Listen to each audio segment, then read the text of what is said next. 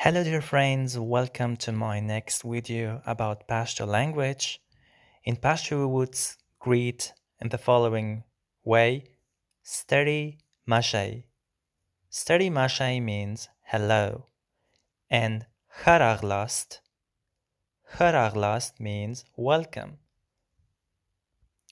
In today's video, I'm going to discuss and deal with the conjugation of verbs in present tense in Pashto. The Pashto term is kar aurun. Kar means verb, aurun means turning into or conversion.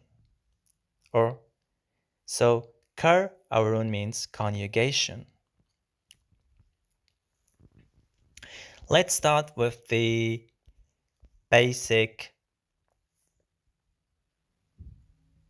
conjugation endings. Let's take the verb kawal, which means do, as an example. And the stem of the verb kawal is cow. And in Pashto, it's important to remember that the verb stems always vary. There is no fixed verb stem in Pashto, which makes it somehow difficult, but it's still learnable. So, for the personal pronoun se, we add a m sound at the end of the verb stem, like zakawam, which means I do. For the second person, te, which means you, we add a sound at the end of the verb stem, which means te kave, which means you do. And for he and she both, we use the personal pronoun hara, and we add the e sound, in English the I, at the end of the verb stem, namely kavi. Hara kavi means he, she, does.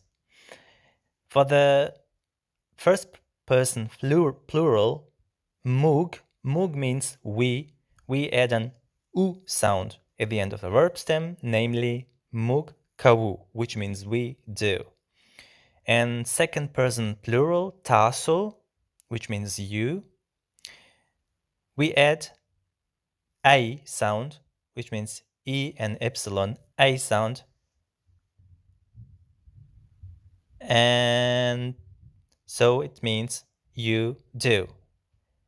And remember, in Pashto, the plural form of you, namely taso, can also be used for informal context for one person, like for elders or someone you don't know. You can also say taso, like in German or in English even. And the last personal pronoun is harui, which means they, and it's the same conjugation like for the third person singular, namely hara, he, she. It's the same conjugation both with e sound at the end of the verb stem, namely harui kavi, they do. Now let's come to the most frequently used verbs in Pashto and their verb stems. Don't freak out when you see this, but in Pashto, the verb stems, as I already mentioned, vary. So the first verb is val at the right side. Val means be. Second is huaral, which means eat. And in the third column, in the green colored column, we see their stem. So from wal, be is the verb stem y, and from huaral is hor. From nival, which means catch or hold, is nis, the verb stem. And from hodal, hodal means to show, and chai is the verb stem. From lidal, which means see, the verb stem is win, with long e, win. And the verb stem of warkawal, which means to give, is warkaw. The verb stem of legal, which means to send, is leg. The verb stem of katal, which means to watch, is gor. The verb stem of achistal, which means take or buy, is achel. The verb stem of wayal, which means to say, is way. The verb stem of tlal, which means to go, is z. And the verb stem of ratlal, which means to come, is radz. Let's move to some examples. Let's take the verb warkawal, which means to give. The verb stem, as said, is warkaw. When we conjugate it, it's za warkawam, I give, ta warkawe, you give, haga warkawi, he, she gives. So he, she always remains same. Mug warkawu, which means we give, taso warkawai, which means you give, harui warkavi, which means they give. Next verb is laral. Laral means to have, and this term is lar. Z laram means I have, ta lare, you have, haga lari means he, she has, mug laru, we have, taso larai, you have, harui lari, they have. One other verb is lidal, for example, which means to see, and the stem is win. The vinam means I see. Te vine, you see. Haga vini, sorry, I forgot the vini part, which means he, she sees.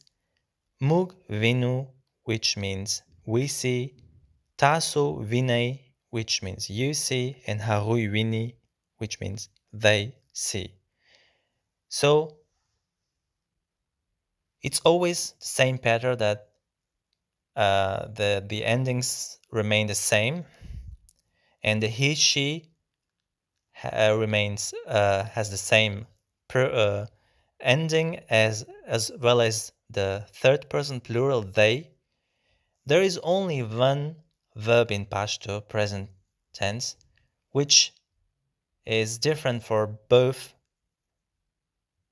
male singular third person he and she, and this is the verb